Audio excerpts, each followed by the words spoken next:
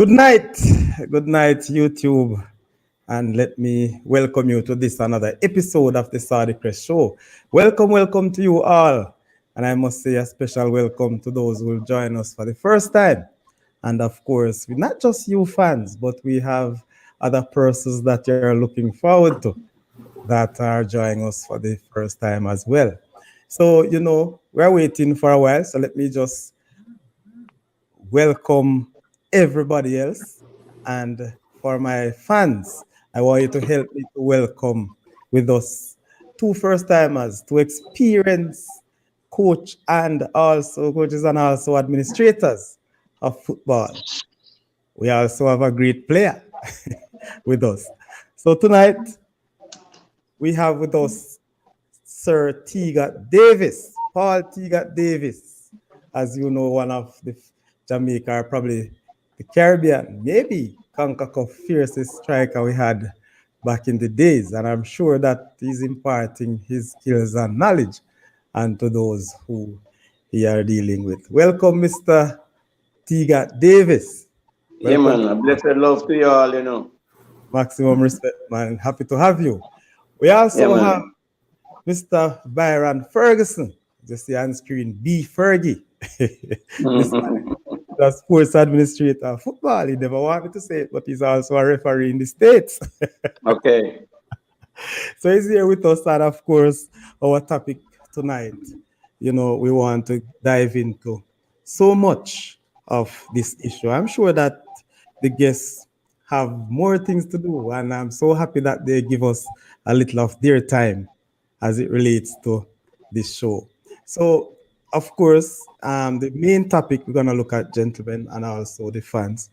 Today in Jamaica, we have seen many of our young superstars. Let me not say so-called, but young superstars in the football game. After leaving school, these youngsters move on to overseas, maybe through scholarship and also club contracts.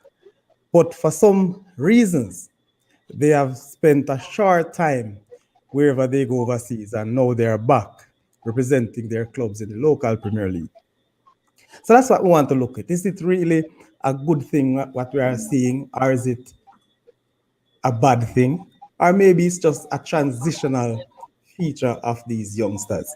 So let me first take you, Mr. Davis. Based on that, what's your give me an opening statement on that topic? The thing, are they superstar? Good question. But of course, we have them here as superstars, No, but I mean, they are stars. They are stars. but They not are stars in the superstars. Money Cup and Dakar Cup, yeah? Truth? But are they superstar? You Well, know, that's the question. that's my question. Because if they are superstars, as you just said, why are they back in Jamaica playing? Well, That so they're not superstars. They're stars. They develop these players to be the superstar we want them to be.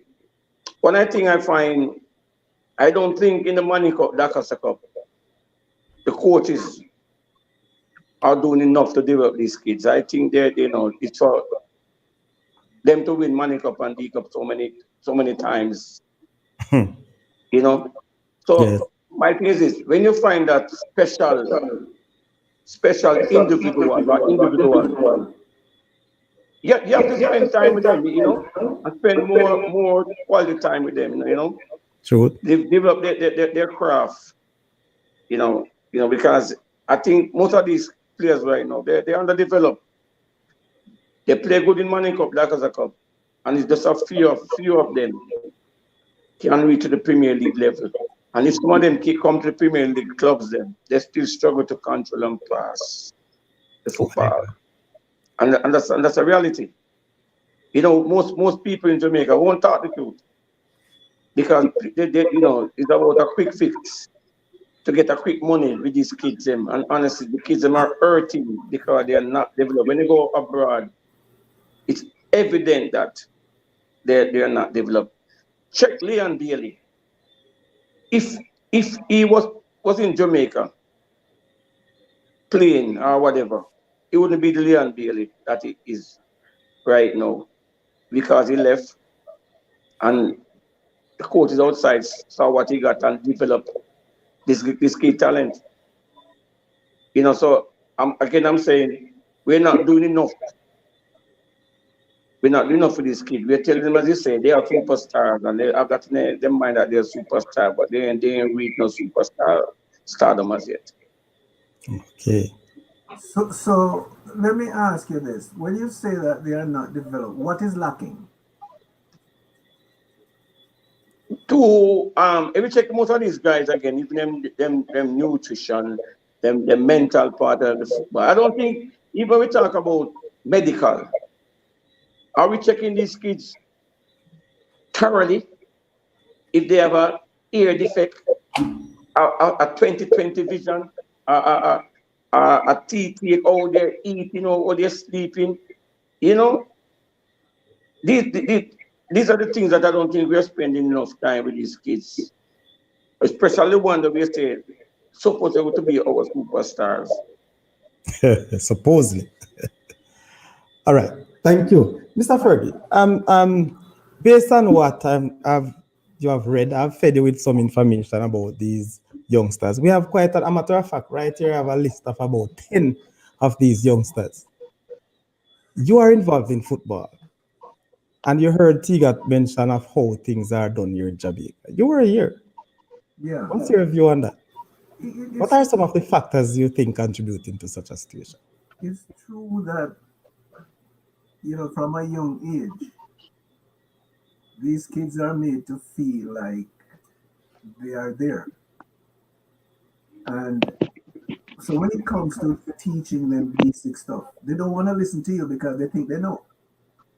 Yeah. Now the thing is, I've gone to the national stadium to watch Manning Cup game, and the things that the crowd raves for is unproductive because you beat three men and they take with the ball from you and go scoring a year goal.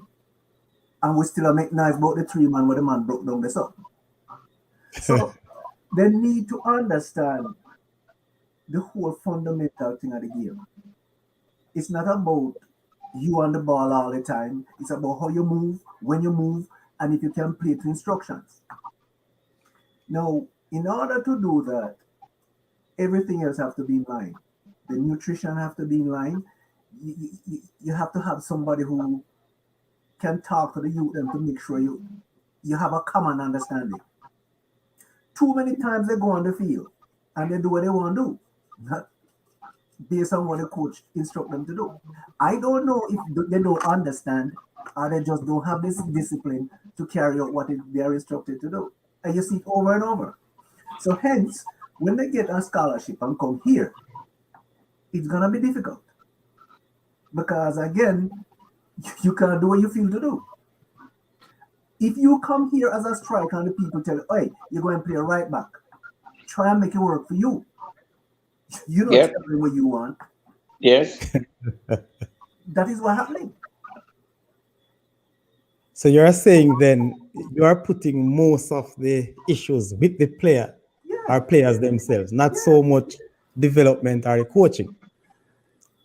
But you see, one of the thing, Yes, go ahead. one of, one of the thing, coaches are to be blamed too, Yes. because coaches let players dictate what they want to do when they want to do.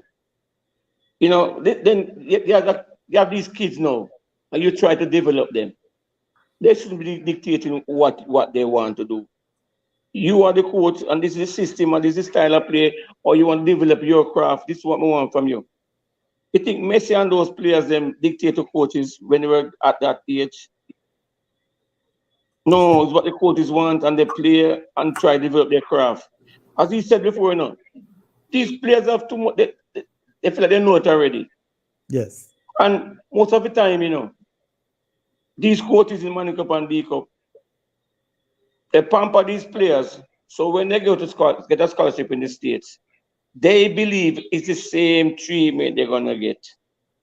Wrong, wrong. You have to match your academic and everything together. Here in Jamaica, play Manning Cup or what the Dakar Cup. You might look at the people give you this and you walk here that. No, when you go abroad in for scholarship, it's total different. Nobody can pet you. The pamper you should get in Jamaica. It's old. You have to be independent. You have to struggle for yourself. And the coach don't teach them that. Let players feel like the same treatment they get in Jamaica. When you go to on scholarship in the States, it's the same thing you can get. Not the same. But let me ask you though, Tegat. You said the coaches don't teach them that. You think our coaches really know what's happening there or what to expect?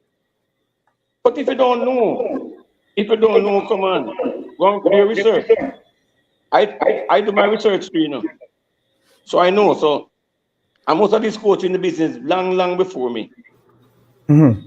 So come on, there should be no excuse. As I said before, they don't care about the kids them in a sense, and my son away. But then they say I don't care who want to vex. Because one I think is this: we as coaches and administration, traitors, we go on our feelings when people say things.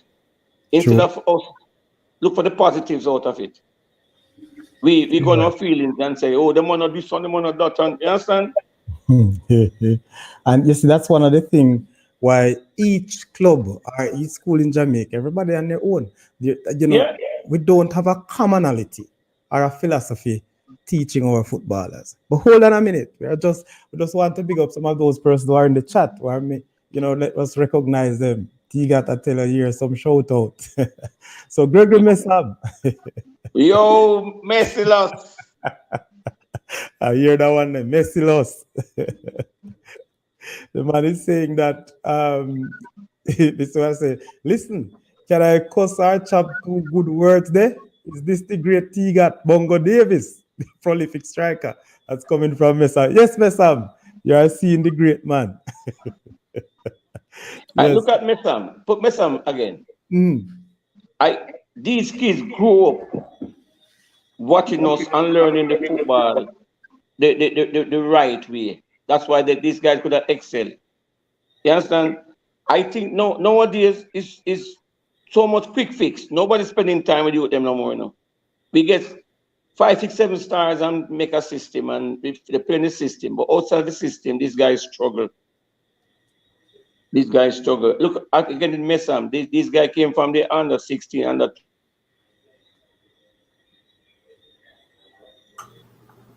I think through the under 19 and under 23s. Oh, seems like he got.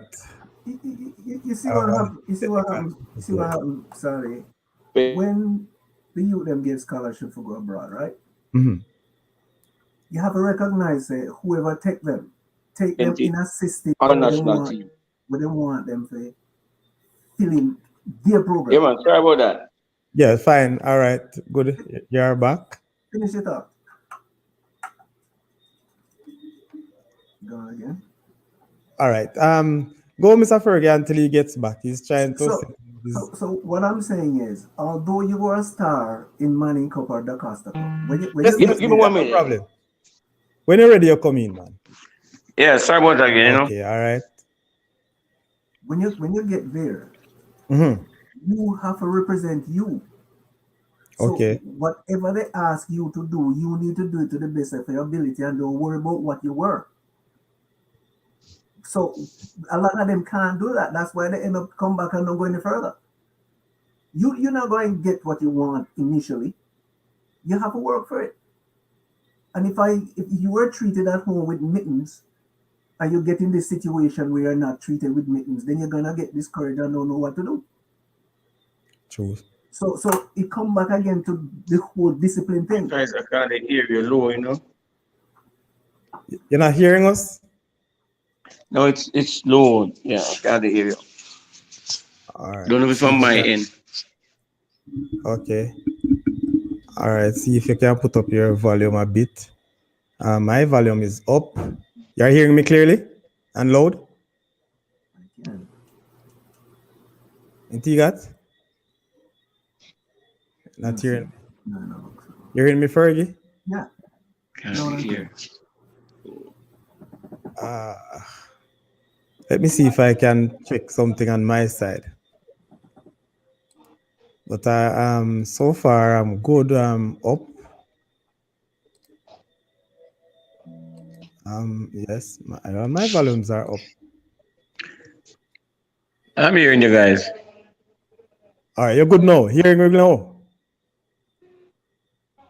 You hearing me good now, Tegat? Don't worry about my face. I'm hearing you. All right, nice. I just want to know if you are hearing. Yes, so continue your thoughts, Sir Fergie. Yeah, so what I'm saying is, it's not most of the kids, they're not lack of skill. Because when I compare what I see here at the high school level and what I know we have back home, the best team here can compete with any school down there. But when we get to the national level, what go wrong? What happened? It's as if it's a whole new thing, and we have no idea what to do. So it's a So development issue. yes, because when I go like some of the schools you go here to do games, and you look at the facility and you wonder, whoa, the field. Some people have two different type of field. They have grass and they have the artificial. No, I not say we need to compete with them in that sense, But hi man, if you get to quarterfinals and finals, you should be on a good field, at least. So when you take a youth to go play under 17 and you send him to Mexico and he go on one field where the grass fit around you boot like carpet, it's different. You're not used to it. So unless we find a way from the top level, yes, and bring it all the way up. And if you make it to the end of the competition, you're supposed to go up on one field with is a bonus to get on it because you reach that far. But I come and I look at the games being played, and the ball is all over the place. How you expect the youth? I don't know. One other thing that I want to chime into, because Hey, Sir Fergie. Yes, Kay. Sir Fergie. Yes, sir. When I think again, and it's gonna match up us, We are playing under 21, right? Or we're gonna play under 15 tournament, under 20 tournament. But yet in Jamaica we don't have a league up for those things. So it's ridiculous. So I guess what needed to be done then, my point is that all of these youth teams, they are depending on the schoolboys competitions to feed the teams.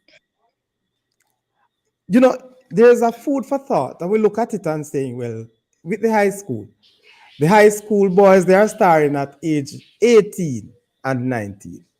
In other countries, developed countries, let's say USA, at that age, they are semi-pro or going pro. In Europe. Yes. So we need to find a way, but then you cannot blame the schoolboy competition because that's as a development thing.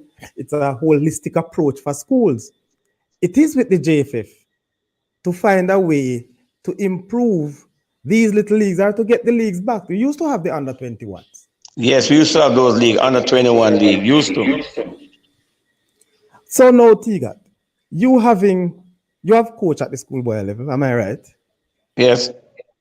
And you are at the senior level as well. Really, outside of some schools are just playing for winning, having the winning mentality, win at all cost. In your time, were you being forced to win, or you were trying to develop a set of players? No, we develop. When I coach Clarendon College, at Clarendon College, we have a development program. We have from the under 15 comes on. These are the guys come straight up come play the Dakar Cup. So we had a system, so we know what we wanted, who we wanted. So it was easy for us. So you find Clarendon College gonna win the Dakar Cup a lot of time because it's not a coincident thing. It's a system we have there. Oh, okay. So you are a part of the product that we are seeing now from Clarendon College. Yeah, definitely. Mr. Fergie. Yeah. What are the age, what would I say now, the age competitions that you have over there? The different age competition. You have under 10, you have under 12, You have under 14, under 15, under 17, and all the way up. So right now you have different leagues running. Well, it break for the summer now, so Right. things kind of slow down now. But you have different age group, and what happens is you get funneled into the higher level each time. So the youths have an avenue of getting to where they want to go, depending on how much they're willing to put in. Now, when you get to the national level, I can't speak on the national level because Yes. I'm not there yet. But with the grassroots concern, you have a lot of youth down there, and them get the fundamentals, and before you know it, some of them get shipped out. So it's a money thing for a lot of the clubs too. So they have to make sure they get the basics. I tell you something, when we went World Cup '98, I knew that we were going World Cup, and it wasn't by no chance because the whole development was there. This we had a transition period with players to fit in national team. The same Gregory Messam, Anandi Lowe, Fabian Davis, Bibi Gardner. These are the players them were playing in the under 20. I remember when they played against America with Beasley them. So these guys, we filter them into the program because they understand the system, because they were with us. We need to get back a program in Jamaica. We need to get back a league. So these players, they play like Money Cup, Black Cup play like 3 months, 3 to 4 months of football. Right. And that's it. What they do next. I don't think these guys are playing no football. They're not playing no football. 3 months of football, that's nothing. But Because you don't have a next league for them to continue whatever they're doing now. They have to wait till next season for another Dakar Cup or Manning Cup season to start again. So what they do. But one could argue as well, Tegat, as it relates to the schoolboys, based on our educational system as well, it is not an easy task to having these players, these youngsters playing football throughout the year, based on the other side of their development, which is the academic aspect of it. Because we know that many of our boys in representing the schools at Manning and Dakar Cup would have lost out on many or a lot of the academics during that 3 years, so 3 months rather. So they have to get back in their own time to make up. So we can listen. We can get if we're gonna get, so we're gonna get, we can get 2,000. We can get again. It's how we balance it. It's the same thing I say when these guys go to the state and scholarship. They have to balance. They have to balance it. The schoolwork and the football. They have to learn to balance. Not in Jamaica when they just play football and they don't do no schoolwork. In the States, you have to balance both. So you have to teach them to balance it. You have to teach them to balance it because when they get the scholarship, they have to do that. It's not just football alone. They have to balance it. Some of these guys even have to go and look work to make up their what their you know what I'm talking about. That's The true. scholarship fund. That is true. Which not for them just think when they go to the States, it's gonna be bed of roses because nobody teach them about it. I think we can balance it if the school system, we can find tutors once we know these players can do this work, the football work or track and field, we find tutors for them and try and balance it. I think they need to play more football. I believe that too. I think that finding the tutors again, if you go into the schools or into the education system, there are a myriad of excuses or reasons why this would not work. More so, the most important thing you hear is the lack of finance. But then, let me zoom into that. What So, part Sir of the Fergie, academics- let me stop something first. So one of the biggest problem again, Sir Fergie, and just remember you can say, Yes, go our ahead. first is gonna say finance.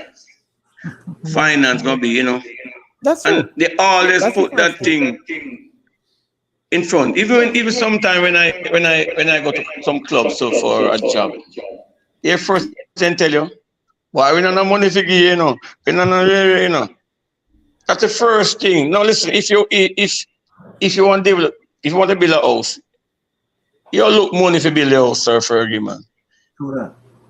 You understand, Sergey? We trying to find some more excuse why this shouldn't be and why that shouldn't be. Instead of, come on, go out and go look the thing.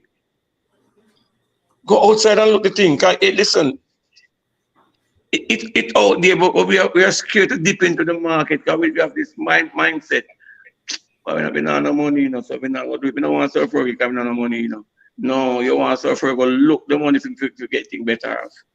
True. Here with Sir Ferguson say we don't have money. Money they bought, man. What that means Money they because listen, if the old boys they put so much money in the football, so because the old boys them keep the football running, you know.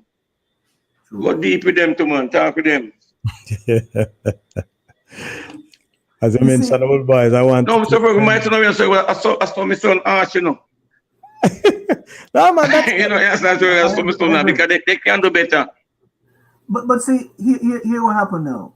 Like for most, well, I can't say more, but some of the old boys, their thinking or the collective is to win, not tomorrow, today.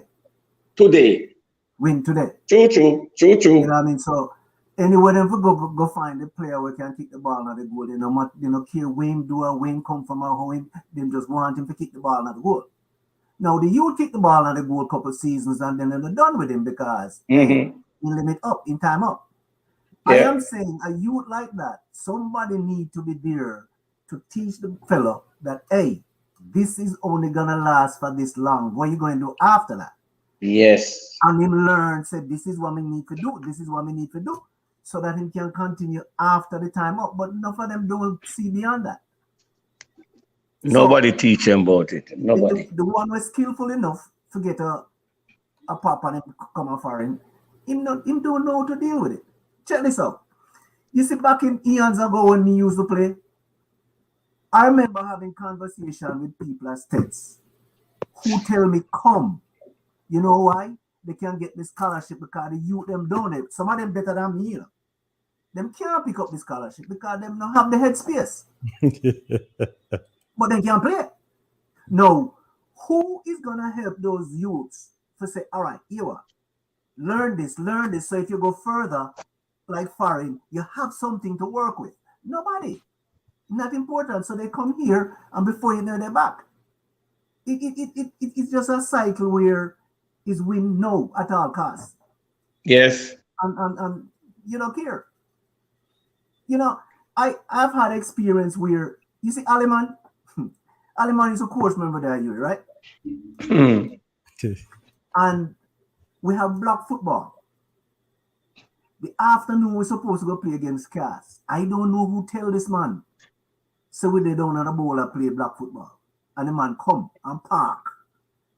So when we get at the meeting in the afternoon and him say, you, and you, don't give him no jersey. I say, what are you dealing with? That the team that? The man say, your priority is not right. I'm baffled. What do you mean? And him tell we no. No. Tell me so you're not going to learn from that. Yeah. But too many youths in the school, them know do what them feel to do. And come Saturday and playing. How you expect that youth to go further than this? That's true. I see that happen time and time. I see it happen a lot of times. Let me chime in now, Sir Tegat and Mr. Fergie. We're looking at these players, and maybe we'll have to do a part 2 of this show because we're not going to call any names tonight, right? But I have a list right now of 12 of these players we're talking about who went away in recent time. Probably spent a year, 2 years, most. When I look at the name, 3 years at most. We have discovered and we have recognized some of the shortfalls right now on this show. And when you look at it, sir, I mentioned superstar and you laugh at me, which is true. But that is how we used to see them playing schoolboy football. But when you look at the fact that these guys are 18, 19 years old, they're leaving school.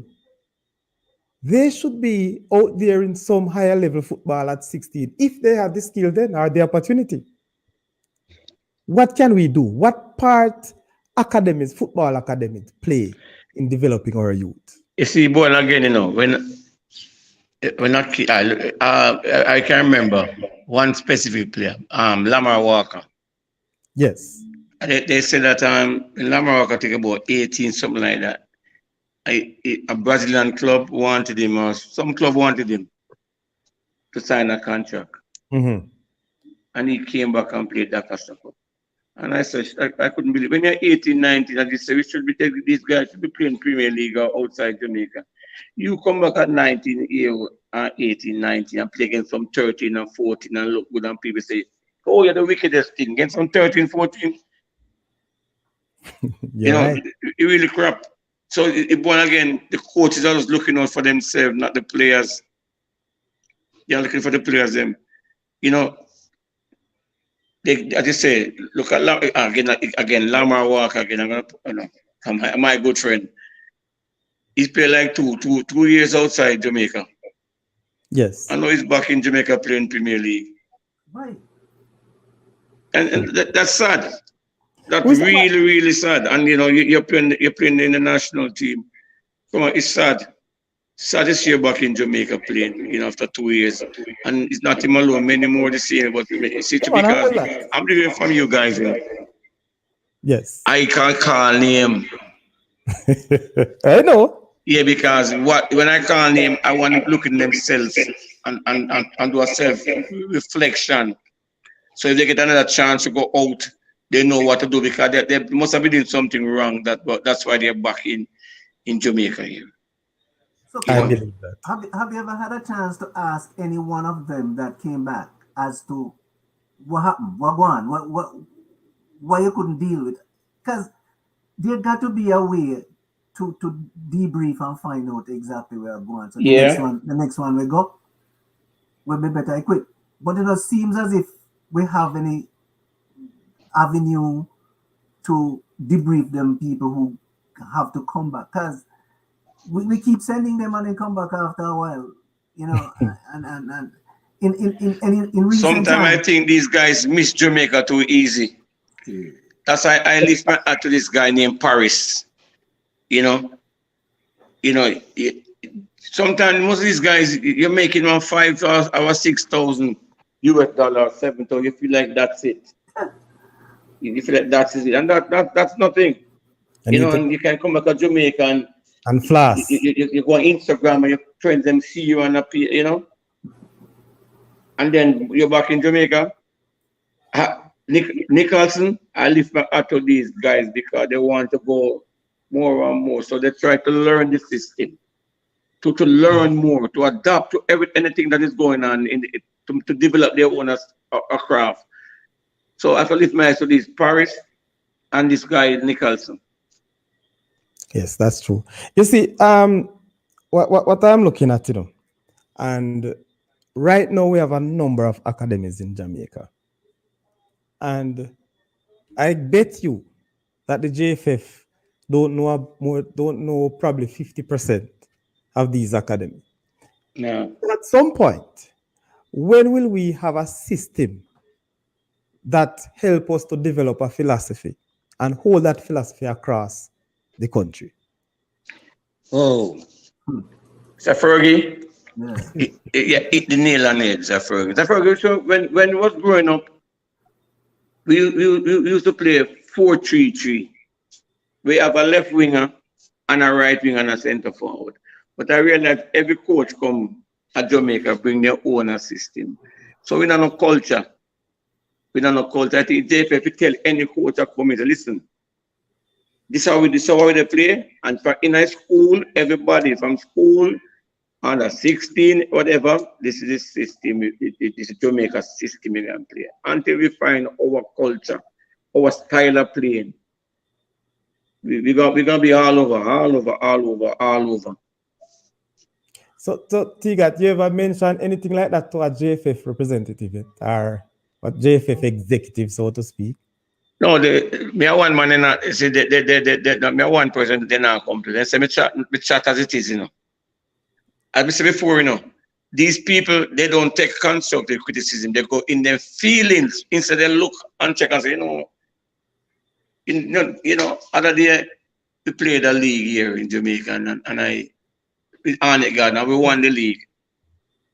And there was no trophy for the league. And when I talk, everyone vex. Like I shouldn't talk. You can't play a league, and you don't get a trophy, different from playing for the cup. But and everybody say, "Oh, Tegat, this one, Tegat, that," and it's ridiculous. It's not the first time it happened. And when I heard you, I saw an interview. I saw the interview with you, and I'm saying, at least somebody is speaking out. The issue I have with it, though, Tegat, I was wondering if that sentiment was expressed at the beginning of the season, knowing that this is how it would end. You listen, the honest truth, I didn't know. And they told a big lie, said I was in their meeting. I've never been to one of JPL meeting. Oh, Lord. So even this, I'm glad to talk it now. So then tell them my biggest lie on me. Say I was there and I knew. I've never been to one JPL meeting. They never invite me to a meeting. What am I doing at JPL meeting with the executive and maybe? So it's because I showed them up. They're as if, boy, we didn't know from before that. Before the league, we heard that it's going to be $1 million. That's what we heard. So that makes me go, damn, to win the league.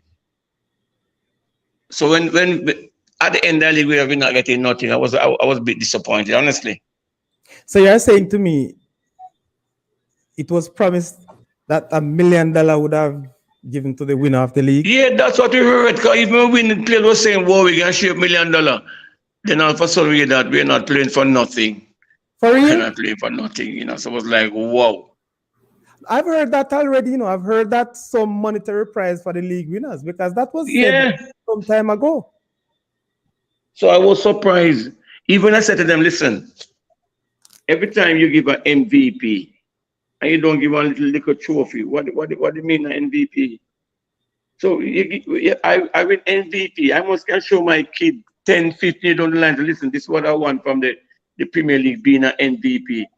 You just come and interview me and that's it. Crap. So it's like when I talk, which I don't give, I don't care. Because it says somebody will talk. And if I'm supposed to talk, I'm going to talk, because listen. Of course. If I'm captain time, them blacklist me, so I don't care. I don't care. I have to just start the truth. The JFF, everybody needs shake up. Them need shake up. And people, because them looking JFF job or JFF coaching, yes, if I get a job, they'll take it, but not because I'm still going to speak up. See, because somebody has to wake up these people because the football is dying. The kids are dying. Look at the under 15 and can't even travel here. We are dying. And nobody want to talk. It's like, hey, everything is okay. Well, for me, I'm sorry. No talk. You got to be honest with you, I never planned to go down that road, But I wouldn't mind that level because, as you mentioned, what happened to the under 15? This has been happening for years now, in recent time, and I don't know why is it so difficult for us to learn from our mistake. But hold your breath. Sir Fergie. Yes, sir. You're listening to Tegat Bass. Yeah. If you played into a league, winning the league, and earn nothing, not even a trophy, Sir Tegat? Nothing. But I don't understand. Why would I want to leave US to come back to play in this league? Who organized the league? Do you have to enter? How do you get in? Do you have to enter and pay fees to get in and all them things? And this is what they're saying, Sir Fergie. 2 years no Waterhouse win the league and didn't get nothing. So I'm saying that all Waterhouse must be blamed for that because they win 2 years and not get nothing. They're stupid. They just shut up their mouth. For what reason? So because Waterhouse win 2 seasons and not get nothing, every season gonna be the same? No, I don't stop nobody world no way. So no, this is a league. Then they play for the cup. So everybody trying to play for this league to win this league cup, then play for the Premier League itself, not the cup. So I don't understand. But I hope, as they say, they're gonna review and change and hope for next year something happen. But that doesn't need a big review, boss. No. I can't see, because I always said, why is it that we have a league and after the end of the league, we have a top 6 playing off for the championship? Hmm. So what the league for? It's strange. What the league for? Mhm. If you're gonna have a top 6, then why not just have some round robin thing and who win play who win? I mean, you're gonna play X amount of games and you're gonna tell me at the end of it the top 6 gonna play off? You know, Tegat and Arnett Gardners won the league, Sir Fergie. And I'm not saying this Tegat, but forgive me for using this example, that situation. Arnett does no must win the league, you know. Or should I say no must win the cup? Because they're at semi-finals now. What if they lose the next match? And they are the league winners. They top the league.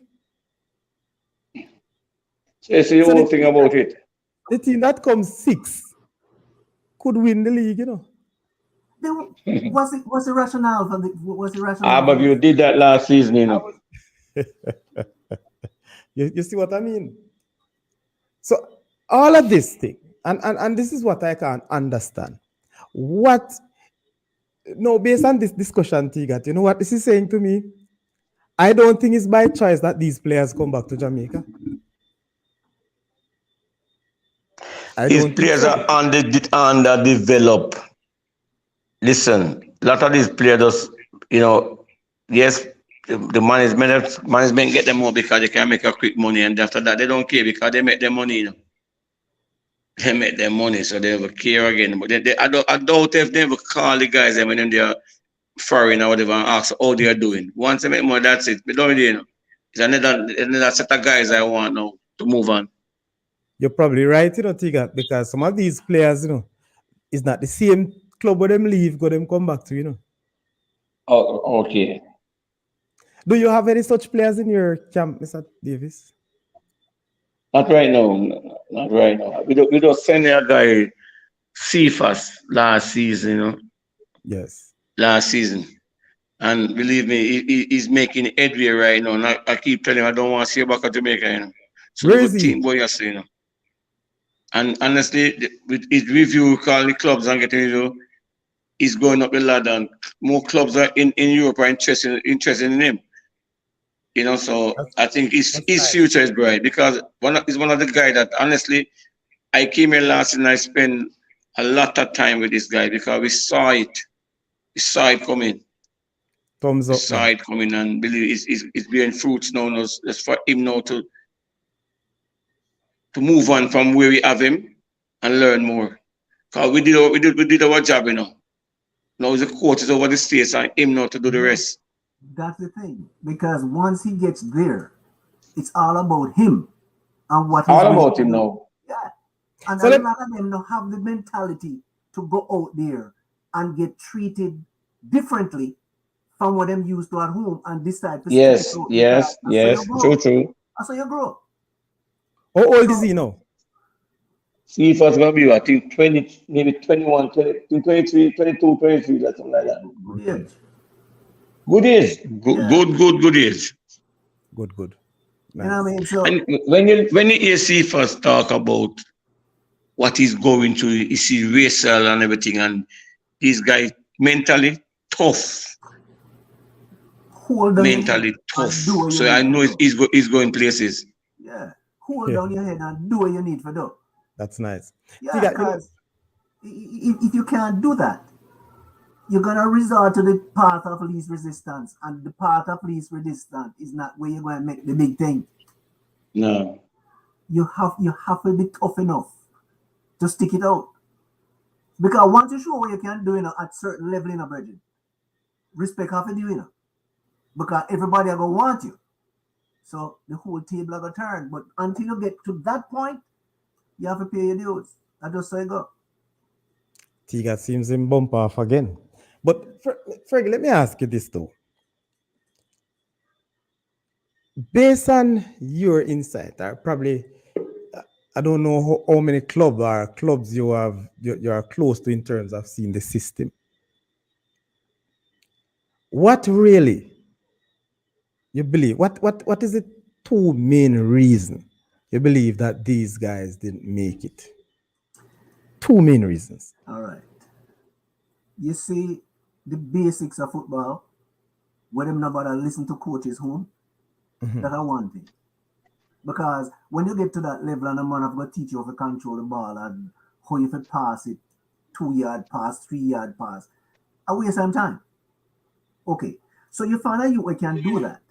But then in sub bent in him old dirty habit that it's a bit difficult for coaching. Yeah? Because when they play schoolboy football. A 20-year-old, sir?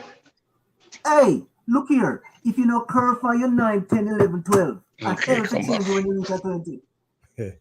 Hell for change when you're 20. I run into some youth nowadays and I ask them, do you know why you train? Them don't know why I'm train. Them knows them to go training, but they don't know why.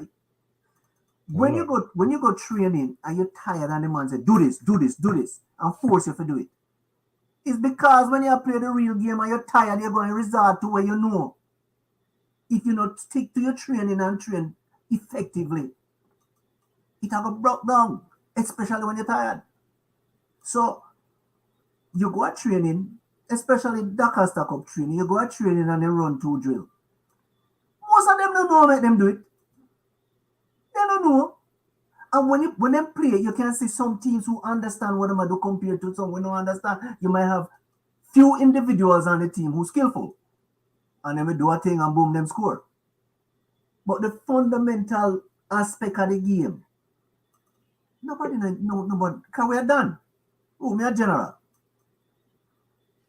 And you throw the ball game in the 18 and him want block somebody in the 18 and me your coach, you'll come off right away. But the man is the done. When you go get scholarship and go and you try to do that and people score, what do you think is going to happen? So you see right there and then we have a disciplinary or a issue or the lack thereof of discipline. Yeah. And so that's a key factor. You know, Tegat is back with us. And understand this now, discipline. Not necessarily to me means you say yes, mama, no, sir. And that matter. Yes. Now talk about the man. Yes. Lunchtime is 3 o'clock. Lunchtime at 3 o'clock. Yeah? If the man says 7:30 at curfew, 7:30 at curfew, you go to your bed. And I'll suffer with people them stay. Man, I go and go dance. Mr. Vassel Reynolds joining us on YouTube. Good night, the host and your listeners. Vassel, you should be in, you should have been the co-host tonight. However, I figure that you're having problem. People, let us big up Sir Vassel. He should be the co-host, but he's on National Under 15 duties. He's the assistant coach for the national. So I give you, what would I say, a little excuse, so to speak. But we are here. I'm happy that you joined some way, somehow. So at least you can call in, Vassel, to give us your speech. Please call WhatsApp. Call the number 501 So look here. 625. Look here. All right. Like the under 15, now. What does that mean? What them do? When? How? What going? You bring them in for 2 weeks, for 1 time a year, and that don't make sense. All right. Can't make sense. Hopefully, Vassel will chip in and give us a little overview on that. So in the meantime, let's see. Hopefully that, one other thing that I asked this question openly when the under 17 went to their World Cup qualifier. Whether they make it, yes or no, that's the question I ask. Will we see them, or most of these players, vying for a space or a place on the next World Cup team? Because the next World Cup is basically what now? 3 years, Tegat? 3 years time. These guys are 16, 17. So we should have a few 19-year-olds vying for places. Are they just gonna finish now that under 17 is finished? That's one of the problems that we have. The transitional level is not there. Based on tradition, that's it. You might find 1 or 2 of them progress to the next, Premier League or something, but the rest of them just going fall by the wayside. All right. So, Tegat, you here with us? All right, Tegat still sorting out. So Fergie, based on that now, What are the recommendations? What happened to the academy project where they start up on Malvern? What happened to it? Started where? In Malvern, up on Monroe. What happened to it? Who started it, man? Under which administration? I don't know, but I know they have buildings up there. What happened to it? Tegat. Huh? Fergie's asking, what about the academy that was started up there in Malvern, St. Elizabeth? You know anything about that? Oh. No. You're a Westman. You know that?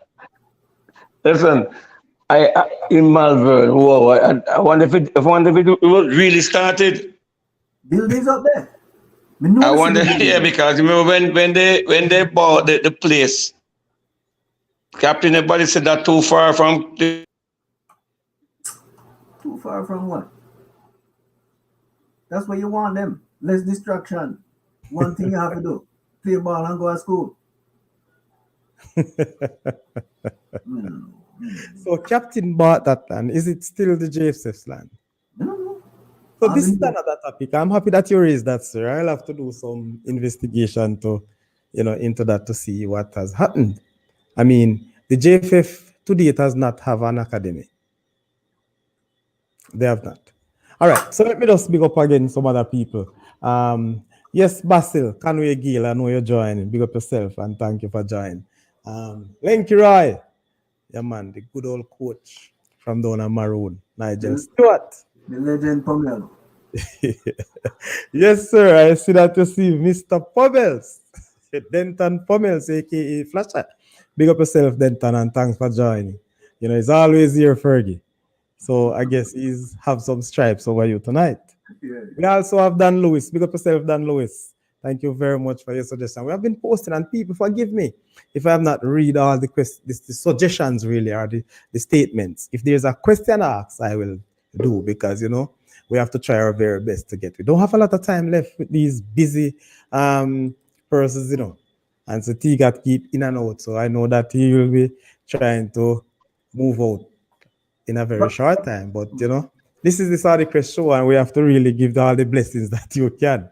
So Tegat, a whole lot of blessings coming out of you. I don't know if you're watching somebody chat, you can see them, but big up to all of the fans who are always here and continue to support the Saudichress show. So here again, people, we have B. Fergie. Yes, It's a Fergie. Yeah. When I think you guys can't stay up foreign and not make no voice heard, Yeah. Put on some pressure upon him, the boss. Hey, yeah, man. Listen. All of us have an input. All of us have an input. Don't feel like they're not listening, Yes, they are. Hey. Don't feel like they're not listening. Believe me. Let me tell you something. You see, Throw the sometimes. can, I used to walk on.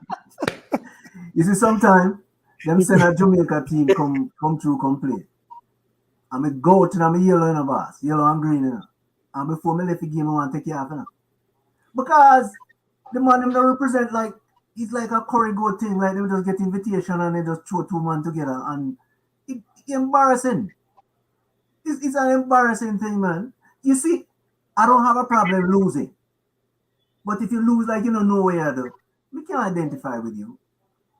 So, to me, it makes no sense to take an invitation and you're not properly equipped to come deal with the thing the best you can.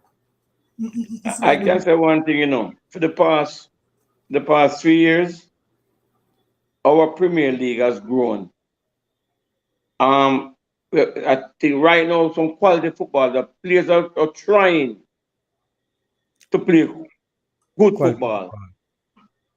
Pretty football. You understand? Like one time you find players kicking down, trying to hurt people. Now it's a whole different people. Now people are trying to play football, nice system. So when the spectators come, they can really enjoy the football itself, So I can really lift my hat to the coaches, the coaches again. They're doing a good job. They are doing a good job, But Tegat, you need to go further now, and I need to hear your voice more often as it relates to coaching, because earlier we thought that, and you had mentioned that at the schoolboy level, the coaches are not doing enough. They're not doing enough. That's a fact. But also, there are a number of coaches who coach at the schoolboy level are coaching at the Premier League too. So they No, have man, there's not a lot, you know. Not a lot. There are a number. I'm saying there's a number of coaches. But I don't see them as all right, head coaches. Ludlow from Harborview. I think he's doing a good job with kids and in the Premier League. Who again coach in the schoolboy in the Premier League? I don't. Philip Williams from Portmore. But and that, I think they're doing a good job the same way, you know. But let me jump in. Sorry. Mm-hmm. What you have to understand, you know, although the man coaching at the Premier League level, the mandate where him have to coach at the schoolboy level are totally different thing, you know, Bridget. So he probably not have the ability to think about the development of the player as he would want to. Because if that is so, then he going to take stages. Then put the man in position to win today.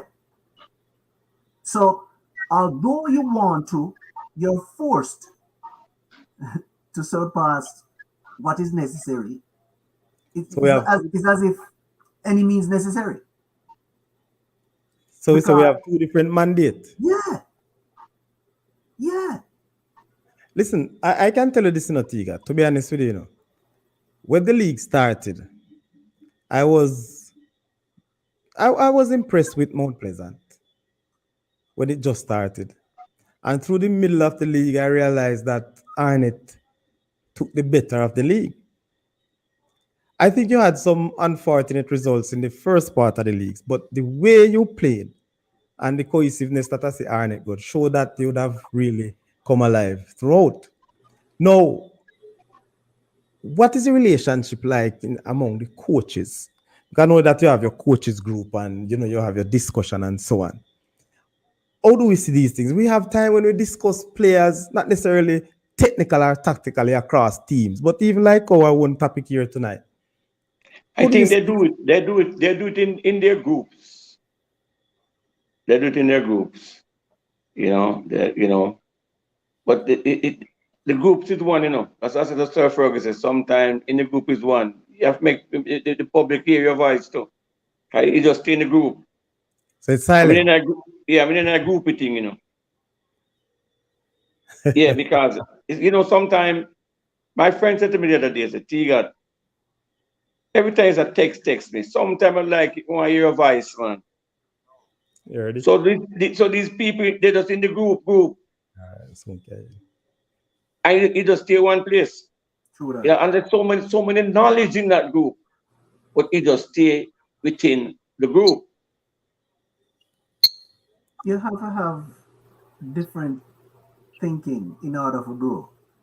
And if you can take a constructive criticism or criticism, so to speak, then you're not gonna grow.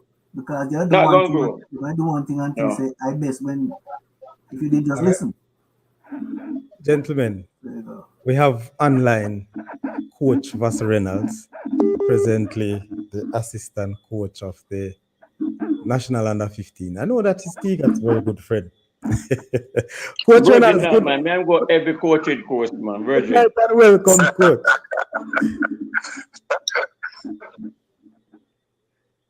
Yes, sir. What say you? Tegat, Slippery Davis. Friend Vassel. I'm good night to your listeners. Yeah, man. Big up yourself. And be Fergie there too, Byron Ferguson. Hold on, come like me for call Vassel Street. All right, Coach Reynolds, let me call you outside of WhatsApp. I don't like the reconnecting thing. Okay. I don't know. He's in camp now, so I'm not sure why he's not getting onto the platform. So the camp that they're in now, since when? I think last week or almost 2 weeks now. For how long? Well, they should have been in Sweden by this, but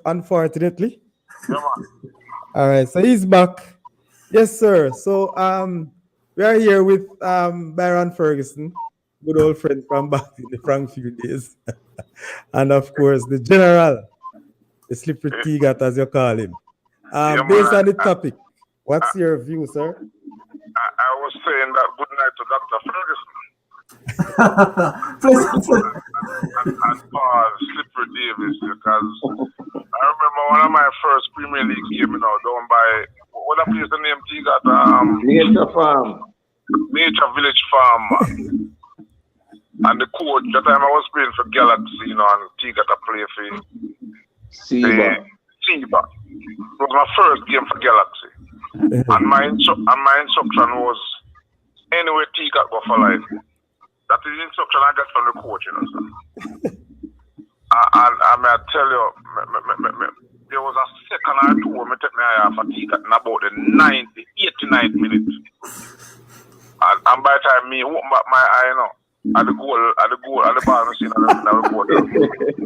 Man. Sit with them, man. Trust me. 1 second you want Tegat, and you're back the net. 1 second, yeah, man. Two. Yeah, the topic. Yeah, what was the question again? Good night to your listeners. Yeah, man, I was saying based on the topic we have, we are discussing, you should have been here as the co-host, but unfortunately, happy to have you though. What's your take? Kevin, you and I would have been talking about this topic for a while now. I've been discussing it with a number of coaches that it is something that I picked up and it's a major concern of mine. And I've been having discussion with various persons, coaches and stakeholders, and there are various factors. Some of the factors that Ferguson and Davis would have mentioned just now. Are these players really ready to take up these offers when they go abroad? The mindset and the culture that they leave here with, are they mentally tough to survive those sojourns when they go there? What about the commitment and the discipline, as Ferguson would have alluded to? And then we see these players returning in droves, and from my take, when they come back after doing 2-3 years and not seeing them lighting up our local Premier League, you would have expected that being away to October or whatever, and you come back 2-3 years, you'd have returned with something special. Yes. And remember the level at which they categorize our Premier League it could have been a lower league compared to some of those leagues that they went to, at least so to speak. And so you expect players to return and dominating our league, and I'm not seeing that. Vassel, hold on a second. It seems like I'm getting a feedback. Do you have your TV on? Yeah. Could you turn it down, please? Just mute the TV. So getting a little feedback. Well, Vassel, kneel on the head. Turn it off. All right. Thank you very much, sir. Where's the kneel on the head, Tegat? Yeah, man, because listen, 91, when I came back from Israel, and me alone walked to the national team to win the first championship with Jamaica National Cup, because me come back strong and the rest of Jamaican players then. My football was in the sky. Nobody couldn't stop me. Most strong. So I don't know what to say. When these guys come back, they should be like on the Premier League. Instead, no. They don't like the Premier League. Them standard job, like they won't do nothing over there. You see, Tegat and Kevin and Fergie, that's one of the things I personally think. I don't think they. What should I say? I don't think the commitment and the mental toughness is at the level that would help these players to survive. And I'll give you an example. Tegat can tell you, in a Tegat days when Tegat would get a call to the national program, or wherever Tegat have to go, Tegat have to jump in on the bus and maybe stand up on the bus and reach wherever I know. Right. These players, for me, nowadays things are so easy for them, and so they are not properly prepared to overcome some challenges and whatever may come. Because remember, you going thousands of miles away, different culture, different people, different language, everything, and different climate. You have to be mentally tough, and you have to that has to be prepared in you here before you go away. And for me, that to me is one of the major factors why these players not surviving for a number of years overseas. Also, he got alluded to it. The other major factor to me, these so-called schoolboy superstars. I mean, I don't know. I don't know if that level that we categorize them as superstar is a level at which they will survive over a given period of time when they go overseas. And that's to me, is another major factor. If you look at this stat, gentlemen, the players who leave and go to the college system, outside of Nicholson and some others, the players who leave and go to the college system, they look like they survive a longer period. You know? Okay. When you go up to a club and you end up in the lower league in the US, that's it for you, you know. That's just making a nice, a decent like a change, and you go and build right there. But that's it. But when you go to the college system, I will tell you, when you go to the college system, you look at a Mattox and a Omar Owens and some others, you know. Very few of them, like a Nicholson and a Paris, straight to the club and survive beyond 3 years. Wow. And that is a major concern of many stakeholders of football in Jamaica right now. So Vassel, as a coach now at the national level, more so the junior level, based on the players that you have been working with, what sort of program, what sort of instructions, so to speak, or motivation you give to these people, to these youth moving forward? Because when they leave high school, that is the issue, you know. The experience that they have in high school, which they believe they were playing very well, are doing well. But Tegat mentioned at 19, they're playing against some 13 and 14 and doing all sorts of things, and we think that they are great. How do you motivate this? Look here, Kevin, and I'm certain that Tegat will agree with this. The schoolboy football in Tegat days are a little while longer after Tegat days, and now it's night and day. Night and day. Right? I keep telling people who are younger in the business that wouldn't have seen schoolboy football in the 70s or 80s and even 90s. And they don't believe because they have not experienced it. It's night and day, man. True. So, you understand me? But the younger players that you see, one of the things, another problem we have, you know, is the extent to which our coaches would have gone. What is the extent that our coaches would have gone to in helping these players to build them mentally and prepare them adequately for the move? I mean, our general preparation for the 14, 15, and 16-year-old here in Jamaica, you know, is to win the Cup and Manning Cup, you know. that is the general framework of things, and not to pick up a contract overseas. You understand me? And so that's one of the issues. And then now, you see, I would have traveled a couple of countries overseas, and when I observed players, I went to Brazil and I look at 13, 14, 15, 12-year-olds here. And they're not much better than us, you know, talent-wise, you know. But because they eat, sleep, and drink football, by the time they reach 16, you know, they will develop. Yep. And I don't know. We just don't have the systems and the structures in Jamaica, the resources, so that we can get our 14 and 15-year-olds spending 15 hours a week practicing. Even our 15-year-olds in Jamaica practice 4 hours a week, you know. A 15-year-old in Portugal wherever practice 18, 20 hours a week, you know. You understand? So they will advance much quicker and faster than us. Yeah. But hold on, that's one of the challenges we have. I want to chime in something, and I want to ask Tegat this question. You alluded to the fact that the football in yesteryear, the 70s, 80s, and 90s are far better. The gap is far wider than the present or the near recent time. But you know what surprises me is that presently we're having a lot of certified coaches. And I don't think many of those persons who used to coach then were quote unquote certified. They Let were. me, More PE let, teachers and lovers of the game. let me jump in here. All right. Yes, sir. You see back then, it was a holistic thing. The coach was more attuned to the development of the player. Yeah. You see now, a different thing. Everybody's win at all costs. So if I go buy one man for you boy, I don't care how him live after I'm done playing. I just want him come score now. But Fergie, one could say, and I can say this to you, maybe back then there was nothing much for you to play for one to say, all right, you develop, you're a good footballer.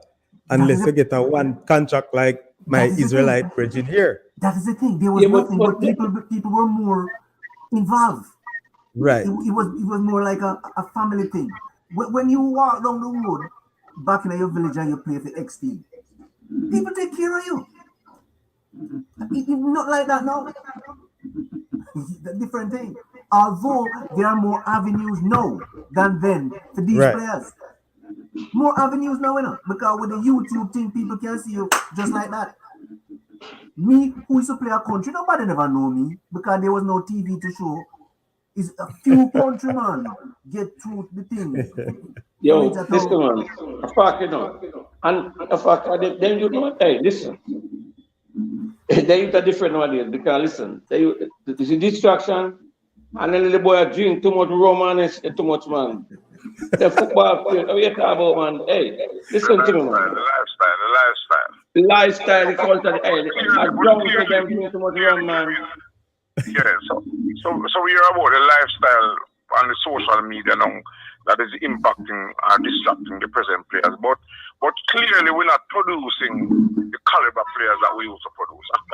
I can't put my hand on it, but clearly we're not producing the players that we used to produce 70s, 80s, 90s, and early 2000s. We're not producing those players at all. And maybe it is as a result of what Ferguson said, the winner for outcast. My mind Jamaica, you know, if you're playing an under 10, you know, the aim is to win, you know. If you're playing an under 10 competition in Jamaica, the aim is to win. You understand? And so, because the aim is to win, there is no time being spent on developing the fundamentals. And because we're not producing the caliber of a Tegat Davis and the Winston Twinnibog Anglin and the Walter Boyd as yesteryears, we now need to dig deeper in spending more time in harnessing the skills of these players. But one of the questions that has been asked, Kevin, is if the football was so strong then, why haven't we qualified for more World Cups or whatever then? But my answer to that is that, and you can ask Tegat and them man, they're part from Israel and everything. When they call up a Jamaica squad back then, you know, if you say, boy, 5 local players and 20 overseas players. It's one overseas player. It's local players, and these local players have not. Some of them don't even know airport. They don't have passport. And so, at the international level, you have to have the experience and exposure. All right. So let me tell you something. Let me tell you something. Fergie. Yeah. You see, back then, no English-based player could make Jamaica team the time where they play. Can't make it. Every hot. You serious? Hot. Me have to live in. A lot of English-based players came down with trial to go back. Because they come buck up in. They come buck. DJ said they come buck up in. They come buck some terrible ball and come buck up in. Wow. Listen, I knew Jamaica had to go over, as I said before, because there was a progression from 1991. We were together. And every time you call a national team, it's the same local based players, so we understand each other. What how we eat, how we sleep, how we drink. Because when he came in 94 to listen, he couldn't believe such players in Jamaica. We were technically strong more than these players today. Technically strong. Understanding football up in the sky.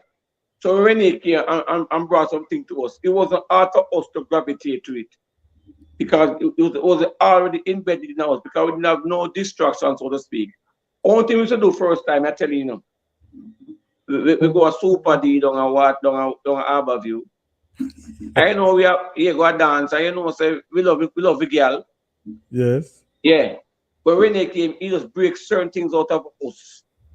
And we just sacrifice it. But which we needed that long time, you know. So you have to change your mindset. Just change the whole mindset. I mentioned earlier. Wow. And then he brought in 4 English-based players.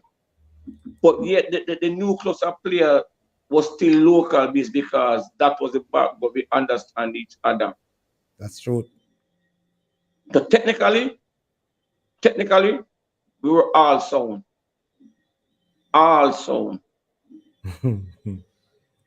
I tell you, hey, And the thing, you know, but when we look on football today, you know, believe me, even if you want to spectate them, you know, believe me, some of distraction because they've got a match now. You see man bring all the room, come a football field, come like it's a bar, then come. You know, see, players them gravitate to the way. In our time, nobody can catch us with an alcohol in our hand. Because we shame to see them as we are footballers and we have alcohol to drink. Most less we put on our DP now, our draws down. No, we took pride because we wanted to go further. Exactly. It's totally different. The pride of the game, the pride of self, and the pride for country. It gone, man. And if you admit the fact, these guys say they want to go abroad, they don't know that the scouts look for certain things. It's not just the football. Certain things they look for too. Yep. Tegat, you teach those principles in the club that you're at now at Tanaric Gardens. You want to come last man. Me a lock gate pan. I don't care who, man. Me a lock gate pan. If then late, man, you don't come in. Even the coaches can't come in then late. You need to invite the Saudichress show in one of these evenings, you know. Hey, ask them about me, man. Don't ask them, man. I don't care who he is, you know.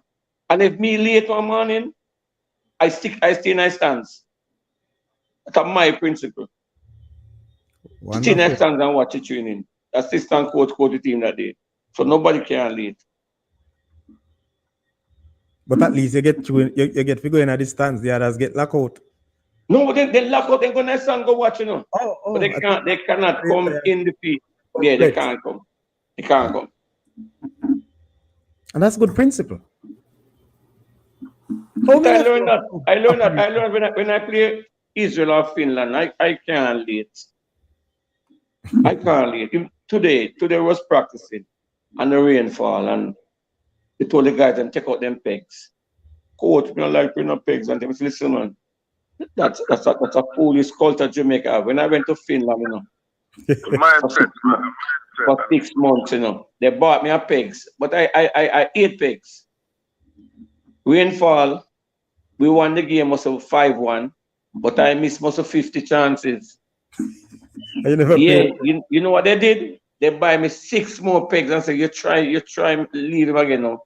Talk about no Jamaica don't use the peg because our mindset believe that, you know, only when rainfall there must be a peg. Some in Europe, the field always moist and the grass high. And you try to teach players this, and they think it's a joking. We must stop talking about the culture. You can't bring your Jamaican culture go Europe. Put your culture one side and talk about Jamaican culture. Everything Irish, man. Irish. No, you're not Irish, you go foreign. You have to change, you have to adapt. Well, them say Jamaica is not a normal place. You see. Well, you can't transplant Jamaica to everywhere you go. You have to go up to the place and learn to behave. Gentlemen, we're at a point now that we need to look at some solutions. It won't take the show to give the solutions that will curb this sort of things. And Sir Vassel, I pray and I hope Tegat will be available. But we'll have a part 2 of the show because tonight we have not really called names. Only one name was called because Tegat did that because the name he called was his friend. And we want to really chime in and just look at them. Who was that? The name that was called? Yes. Lemar Walker. A few names come to mind: Nicky Daly, Lamar Walker, Fagati, recently Peter McGregor from McGrath, Alex Marshall, Roger Smith, and Demar Rose out by Harborview, a number of players. just a few that comes to mind. I saw this guy. These were all fine players coming. I would say fine players coming out of school and football, and most of these players would have spent at least 2 years overseas. And they are back now. I've some of them, like a Nicky Woodley, I haven't seen him playing. The others are playing, but you wonder. You hear the thing, gentlemen. One of the things, I am not satisfied with the level at which these players are playing. But my main concern, though, when I watch a Lamar Walker and what's the captain of Portmore? The Portmore captain, yes, Rudolph Fastin.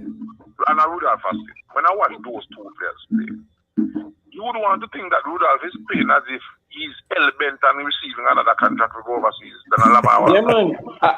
I agree with that. You see the commitment, you see the discipline, you see the dedication, you see the body language. For me, Lamar Walker and some of these players just going through the motion as if they're saying, "Chuck, I'm back home now," and like that. And they are still young, and that is my main observation and concern.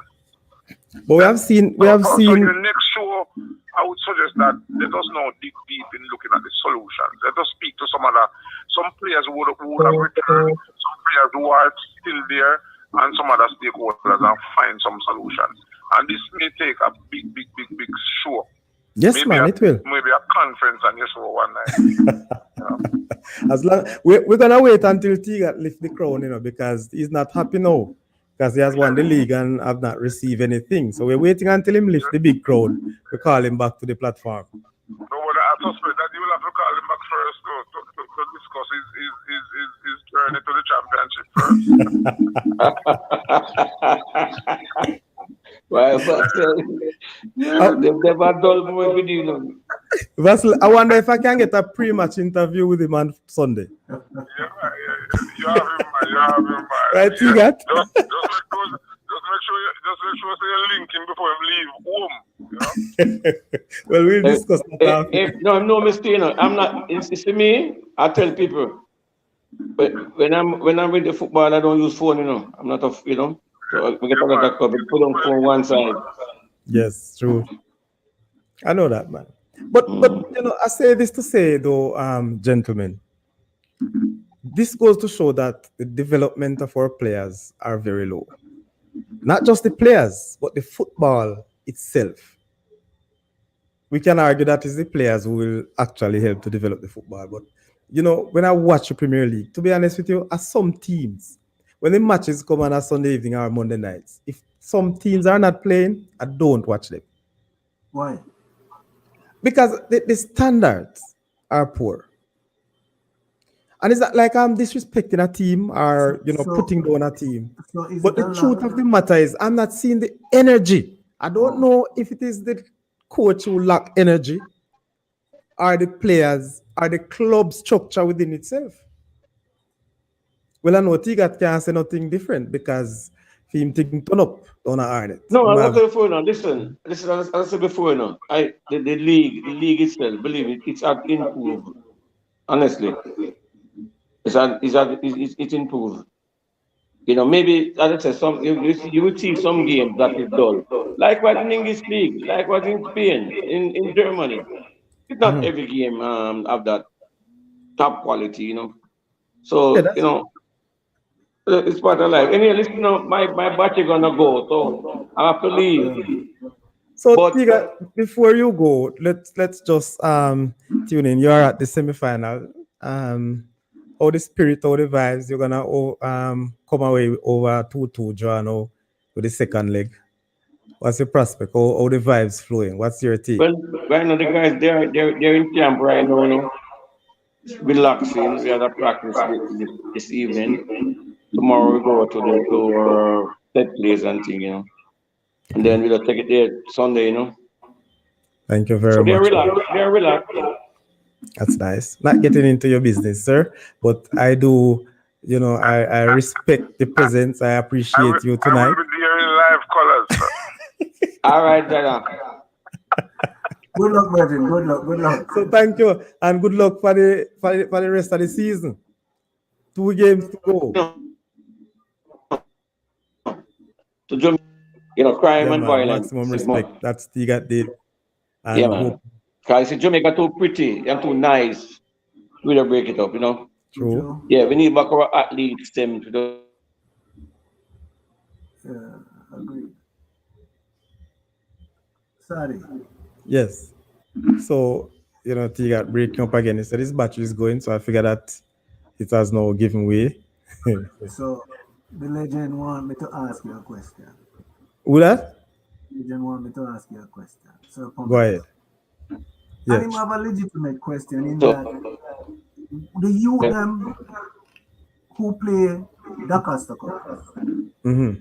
at what age group before they reach the Costa Cup did they have an encounter with a coach? Presently, you see, I believe right now in the present time, or should I say, Coach Vassel can help me with that. But in recent years, I think at age 14, because one of the things is that they might not be name brand coaches, but over the past 4 or so years, there are many coaches being certified at different levels. My friend, you So seen I at the think, school you seen at the school based on what we know from Ian's ago, in mhm. the school, not until you reach the Costa Cup, you have a sensible coach. Because But that usually is true. them just find a man to say my coach for under 13, under 14, even up to under 16. And most time them man don't know nothing about the game. See? So if you don't have a person I tell the youth from him 9, 10, say I know so you do it. When him reach to the Costa Cup, a healthy change him up. So you can imagine even after the Costa Cup, what will change him? Fergie, Vassel can tell you, he's one of the trainer of coaches in Jamaica. And, you know, I've never seen so many coaches being trained. Can't give you the level, but Sir Vassel, give Mr. Fergie and our listeners and viewers a little insight of the coaching programs that are being, done in Jamaica today. All right, so I didn't hear Fergie's question, but as it relates to the coaching education, we honestly we feel like the way out now in terms of development is to educate our coaches, and so the JFF under FIFA ruling would have embarked on a coaching education program. We have a structured education program now where there are some coaches that are certified at the CONCACAF level to train coaches to coach. So, because where Jamaica is going, it is on paper now in terms of at certain levels of coaching, you have to have certified coaches. But I don't think it is developing to a policy, a stamped policy. That's where JFF is going. So very soon, because you see, you can't stamp a policy like that and not having sufficient coaches certified. So very soon, and we would have started 2 years ago or a year and a half ago, where the mandate is to certify as many coaches as possible at the different levels, starting with the D license, then the C, the B, and ultimately the aim. The aim is the A license. Okay. So over the past year and a half, 2 years, we would have certified at various level over 1,000 coaches. And the program continues. Right now, we are in the process of finishing up two C license groups. Another one begins next month. We continue with the D license every other month. A B license coming up before the end of the year.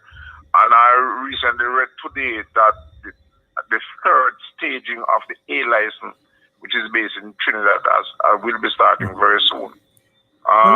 So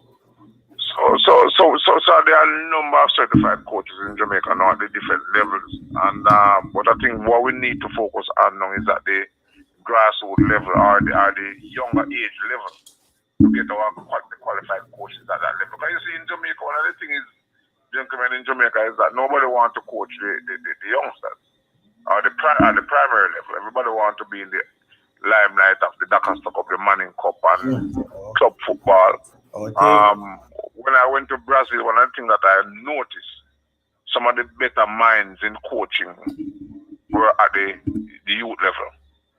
Because you need to get it right there. If you don't get it right there, then you're going to have problems for when they reach 19, 20. So that's where the focus is now. We need to get, and we're trying to get a number of our coaches qualified at the primary and the younger youth level so that they can focus on tutoring the youngsters the right way as they grow up. So Vassel, Yeah. the different classification of the coaching will determine the age group that they can coach, right? Yes. And yes, age group and competitions. Yes. So for example, a C license, schoolboy football, under 13, certain level, etc. So let me ask you something now. The course for the licensing, does it take into consideration nutrition and medical situation?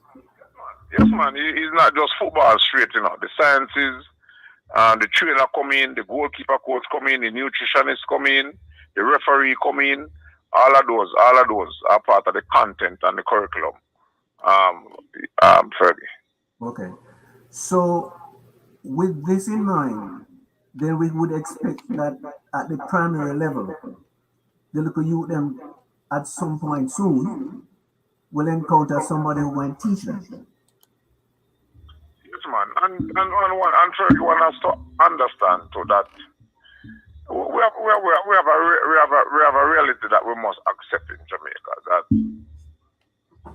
certain institution is going to know a local man on the corner and say, this is the man I want to coach my boys them. Don't tell me about qualified this and that, because I don't even have any money to pay a man that has the qualification, etc. So the question of resources and the lack of resources is a big issue as it relates to how we get the thing right. But generally speaking, we want to get the qualified coaches right across the board, especially at the youth level. Okay. Where we want to reach, Fergie, is to have this entity to say to the institutions, look, if and when you need a coach, consult us and we'll recommend a Ferguson to you. You understand? That's the ideal place we want to reach. But again, I mean, those institutions are finding their own resources and money to pay the coaches. So are we going to tell them which coach to use? But ideally, that's what you want, and that is how now the whole thing of culture in terms of your style of play and all of that we're trying to build now at the national level would inculcate into those coaches and pass on to the players. Okay. You understand? Is a good idea. How far along is the whole thing in terms of getting the coaches out there? Well, I am certain that certainly the start of the schoolboy season this year and not later than next year, there's going to be a mandate, there's going to be a stipulation right across the board as it relates to coaches coaching at a certain level. I'm certain of that. That is where the JFF is going. And because I suspect that the number of coaches that would have qualified between now and then would reach that amount that you can bring in that policy, because we have sufficient qualified coaches around by then. How the JFF are going to mandate it when none of them are going to pay the people? And that's what I'm saying, that we have a culture like that, and that we will have to deal with. But I mean, I think the main focus now is to focus on the controllables and to have dialogue with the various stakeholders and to see to what extent we can get them to buy into the bigger picture. So, Vassel, let me ask though, is this proposal that you're having in terms of getting it, is what the JFF is saying, or what is the group of coaches who are training and saying, the trainers? You mean in terms of a policy as to the level of qualified coach for different levels? Yes. The JFF is in place. It is on paper already, you know. Right now, tomorrow, if you check the Daily Gleaner and a adrenaline advertising for a coach, they are going to ask for a certain level. Be careful. Because the mandate is still belong to ISA, right? And so, as a matter of fact, you would have to even submit documentation to ISA, because you know ISA is a sub branch of JFF. Yes. So it is there, you know, but it is not being, what do you call it now? What is the word I'm looking for? It is not being reinforced. It is not a policy on paper as yet concretized, because again, I don't think we have over the 2 years ago, we have sufficient coach qualified at the different levels. I think we're almost there now, and so it will become a mandatory thing very, very, very soon, and maybe beginning of the next football season, both Premier League, because you know our football season really begins in September, club, school, yes, everything. So I'm almost certain that there will be a concretized policy come the next football season. Vassel, one other thing I want to ask you though, as it relates to coaching, and you mentioned the issue of the mandatory fact that, especially schoolboy football, yes, that I was involved. You must have certified coach. It was at one stage, I think it is still there, where if you have a degree, a first degree from GC Foster College, you are qualified to coach at the schoolboy level. When this thing just came in, I remember the referees used to reinforce it. When the referee is checking off the match card, they normally ask, who is the certified coach? That is the first 2 years. After that, nothing. And that's the reason why I ask if it is you people who are saying it or the JFF mandate. Because I realize that the JFF is dropping the ball in so many instances. Yeah, the reinforcement, man. As I said, it is trickling down. It is trickling down. Every school now that is advertising for coaches put in its stipulation of required level. Okay. And it is because of what is trickling down from the JFF. So it's happening slowly but surely. Vassel, no time is going. Mr. Fergie is somehow ahead of us, and we have been at it. Sorry, University from the start. But we will get back to part 2 for this very same topic.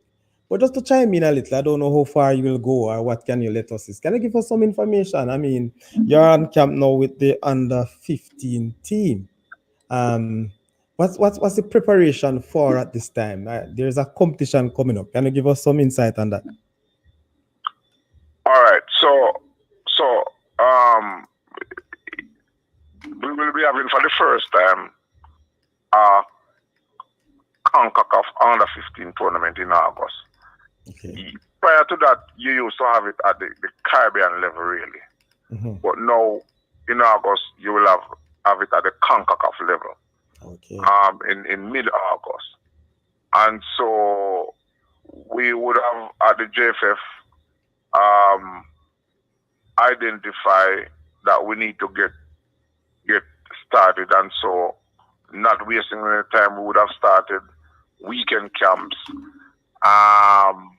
probably about 6 weeks ago, thereabout. We have started weekend camps because one has to understand the culture of Jamaica as it relates to education and all of that. And these youngsters are 14 and 15 years old, and so you can't take them out of school somewhat unless it's holiday break or closer to the tournament. Mm-hmm. So we would have been maximizing over the past 6 weekends, maximizing over weekends where we bring them in from Friday to Sunday, and we'll try and get in 4 or 5 sessions with them, and then give them some homework to go home and do between Monday and returning the Friday. We would have looked at, we have a squad of 23, 24 players at any given time in. So what we're presently doing after observing these players right throughout the country, would have invited in about roughly 24 players each weekend, and every weekend we try to keep a core 18 players and try rotating 4 or 5 players just to give everybody an opportunity as close as possible to the tournament. We all know by now that we should have attended a tournament in Sweden, which actually started today. It just never happened due to some logistical problem. Now we have to refocus on getting the boys continued preparation for August. I think the JFF is trying their very best to get us some overseas practice in between now and August, and we're hoping that will come through. But for the time being, we're focusing on having the boys on weekend camps. And the good thing about it, in the next 3 weeks or so, these boys will go on some holidays, and so we can get them for all the days of the week, and we can maximize preparation going into the tournament in August. Okay. But Vassel, will you be able to get in like a practice game to simulate the kind of conditions where these guys gonna get into in terms of stadium size and noise and all kind of type of field them expect to play on? Because what I find is when you have a thing like this, and these guys, some of them probably never live from country at all. And you're going to put them on plane and carry them go up foreign land, go get the best. So it's hard. This is one of the reasons why we're always of the view that exposure overseas international games are very, very vital for these youngsters. You talk about the field, yeah, man. When you practice on most of our fields in Jamaica and then you go overseas, it's a different situation. The ball moves faster, the bounce is different. You have the boys admiring the pitch, etc., etc. So, yeah, man. So, and that's why these overseas games are very important, and we hopefully we can get a few before August. The other thing is, the exposure is so important. Some of these youngsters, as I said something earlier in a way of a joke, but it's no joke. Some of these players don't even know the airport. They don't even know the airport. So you get them on a plane and you go to the USA or you go to Dominican Republic or you go to Guatemala and you play games. It's just strange land to them and strange environment to them. And that is why continued practice and exposure international games is very vital at this level. Not just at this level, but right throughout. Tegat tell you, man, Tegat mentioned it, the template is there, When Reynolds came here, 95% of the players that he had called to the senior team never have a passport. and within 2 years, players have to change passport, because passport full of a stamp, run out of pages. And when we went to the 98 World Cup, I think Jamaica was ranked as a team that would have played the most practice games leading up to that World Cup, I think so. You can double check. So the more games internationally is the way forward, and we're hoping, as I said, things can work out, and these youngsters can be afforded some international games in preparation for us.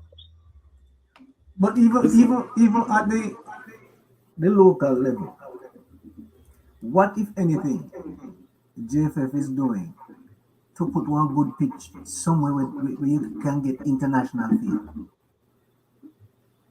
I can't say one thing we know. We have an artificial surface that we use a lot.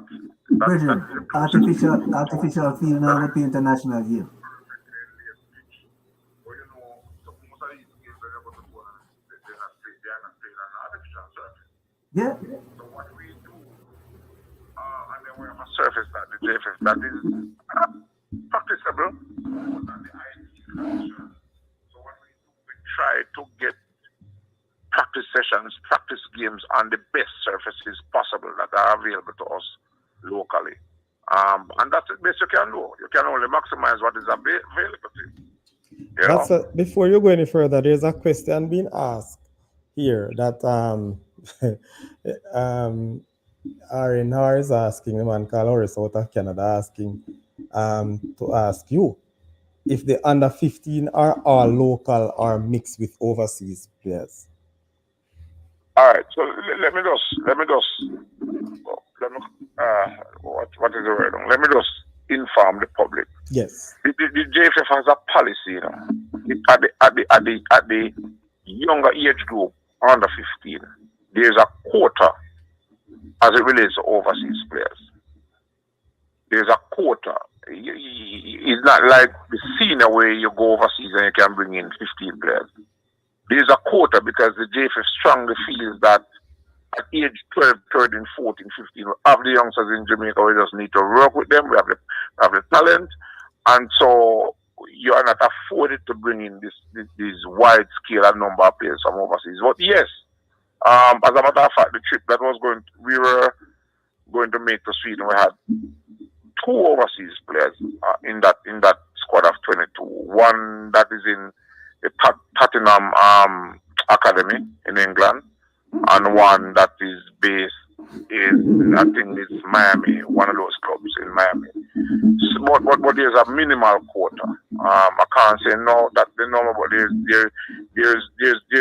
a mixture. But majority, over 90% of the squad at this age group will be made up of local players. Okay, that's good. All right, well done. So, Sir Fergie, I know you have been looking as you're getting tired. You never plan to spend. You see how the Saudichress show nice, boss? You remember saying you wanted to leave. But that's how it goes. It's an interactive show. And let me just ask you though, if your final words for the evening, Sir Fergie. That is final word, because you have questions for him? Yeah. As a matter of fact, I need you or Fergie to repeat to us, or to repeat to me. You would have mentioned it earlier. His status and where is he located now. Maybe we can bridge a link right now. We're onto something at the JFF and at certain other levels, you know, that maybe a Ferguson is a good link. So Vassel, some information as to Ferguson's status and we have it live. You know? He will respond. You know how long we try to link you and you don't pay me no money? There's nothing happened before time. Sadi know everything. Anything you want, talk to Sadi. Oh, okay, sir. I don't want you to set me up tonight. No, I'm not set you up. You are the contact. Sadi has my information minister and advisor and agent, so not a problem. Good man for now. All right, so I'll definitely make the link and the connection as early as possible. So yes, sir, Fergie, the topic, football. The whole thing is, it has to start at the grassroots. Yes. And unless the bigger people who make decisions come up with a plan where you start from the primary school and you give them a sense of what they're playing for. Even if you don't have money to give them a cup, make it a situation where it's a big deal when they go play a stadium or the nearest big stadium close to where they live.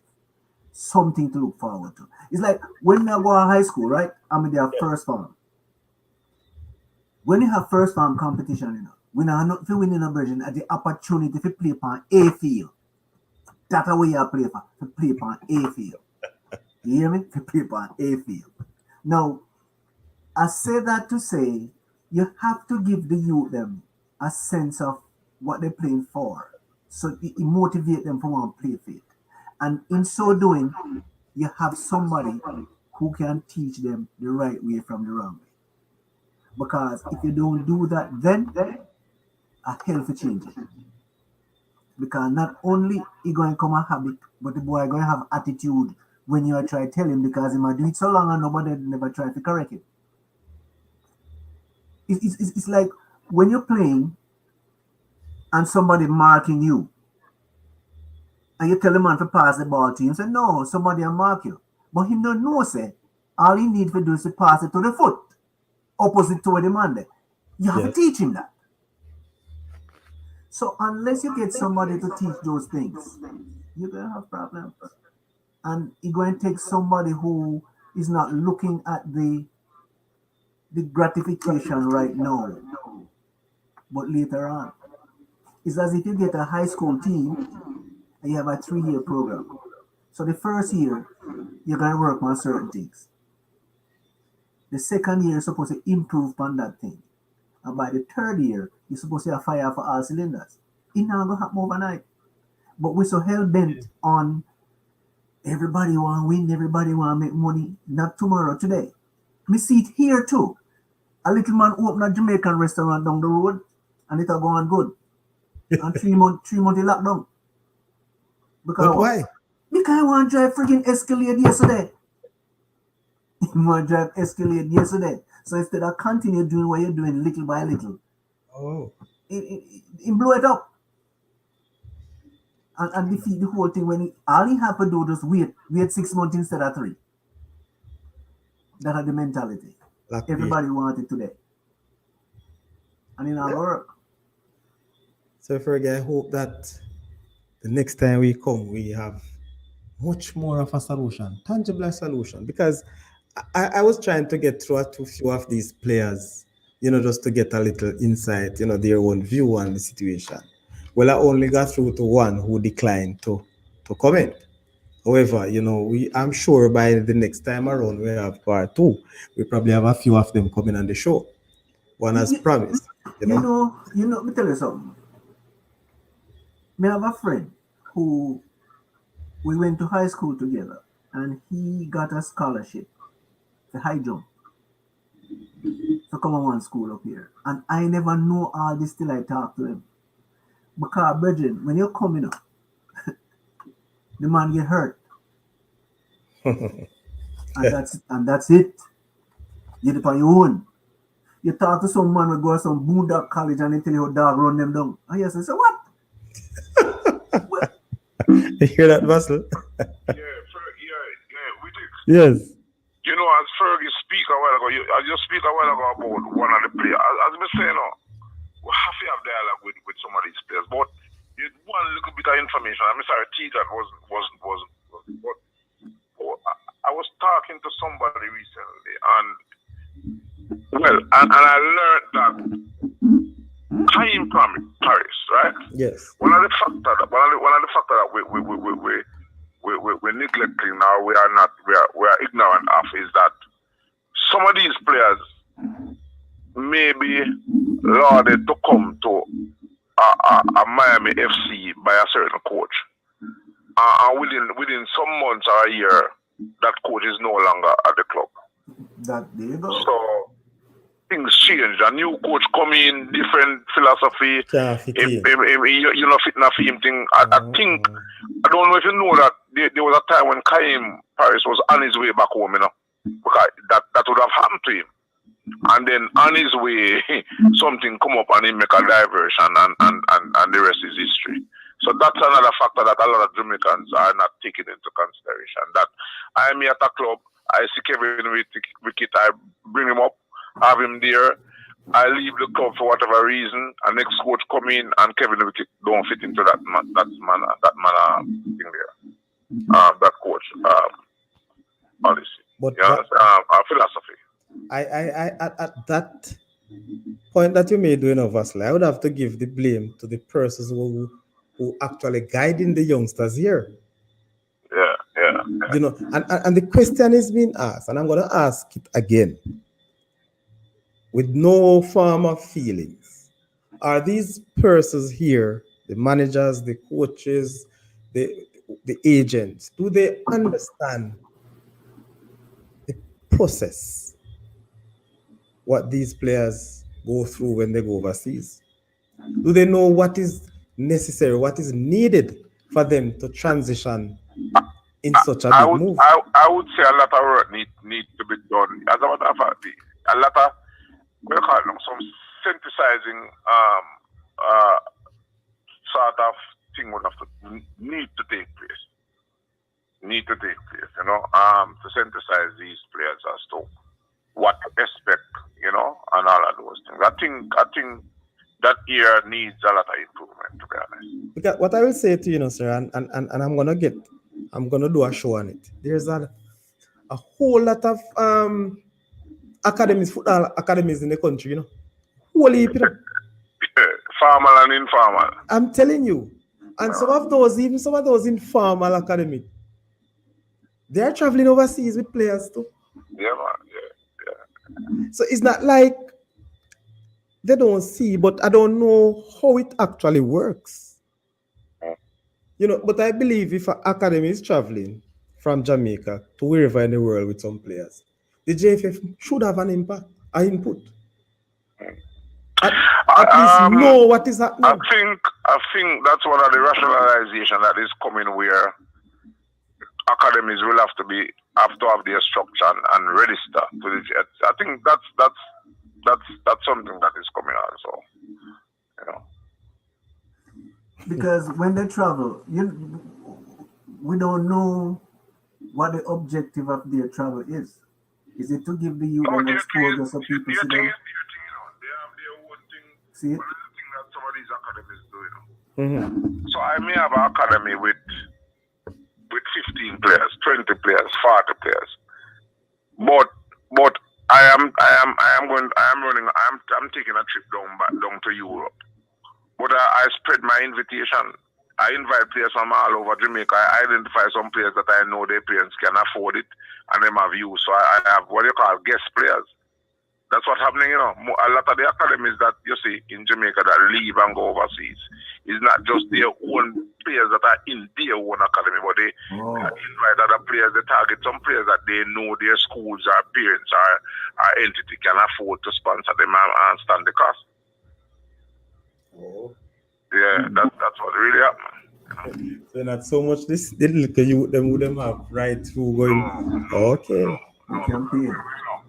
These academies, you know, based on resources, are like a resource in Jamaica, you know. How many academies in Jamaica now can take a trip down to Europe for a week and the academy itself stand the cost? Maybe only one present. What about you know, our ballers international. So what they do, they target some players who they know their schools are they have managers, are parents, are different entities, you know, can sponsor and take care of the cost. And so they travel as the academy with what they call guest players. Oh. Yeah. Oh, I understand. Well, there's a far way to go. And of course, people like you, Vassel, have to step up, you know. I mean, I'm not expecting you to wait on certain calls for you to step out and to get these things done, because you have the knowledge and the skills.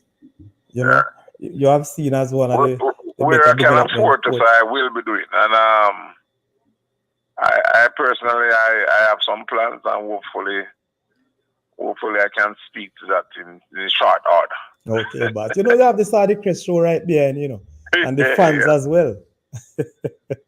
But before you go, people, let me just, you know, acknowledge the people who are still with us and who have made comment, you know, prior to that. The latest one we have on screen from Gregory Spy Messam. What you talking about, the diaspora, Sir Reynolds? Hey, Sir Sadi, we need the great CJ on this program, you know. Don't know if Tuna Coach will take up your invitation. Not sure who is talking about Tuna Coach, but CJ is Courtney Jackson. And all right, this is probably the 4th or 5th time I've heard this request, you know, having to get Courtney Jackson. So both myself and Mr. Reynolds will work on that term, Mr. Sassafras. Mr. Christopher Dunkley. Sir Sadi, great show, bro. I love it. All right. Respect, Sasa. Thank you, man. Thank you for joining. And continue to join the Saudichress show, Sasa. I saw the show nice and night time. Trust me. All right. So, well, Craig Young, that's Youngie. Yeah, bless up, Gibbs, bless up. Um, big up to the guest. All right, that's coming from Terry Gibbs as well, the man they call Gibbs Derek Robinson. So, there's a lot of people here who giving their sentiments to you people. Craig, when he just came in, he said that greetings, Sir Sadi, and blessings to all your guests. Sir Reynolds, big up yourself. Sir Tegat, blessings to you. All right. Mr. Fergie, them Yes, youth, I sir. don't know, I don't know if you know Craig Young. Uh-uh. Ready. After my time. Them don't know you, man. You not think you know them, but guess what? After my time. You're going to meet them. These are all PIBA, Little Young General, Okay. and so on. So, yeah, man, big up yourself to all of you who chimed in earlier. RR, Horace. We also have some early bird who came in. Reggie Massam was very early.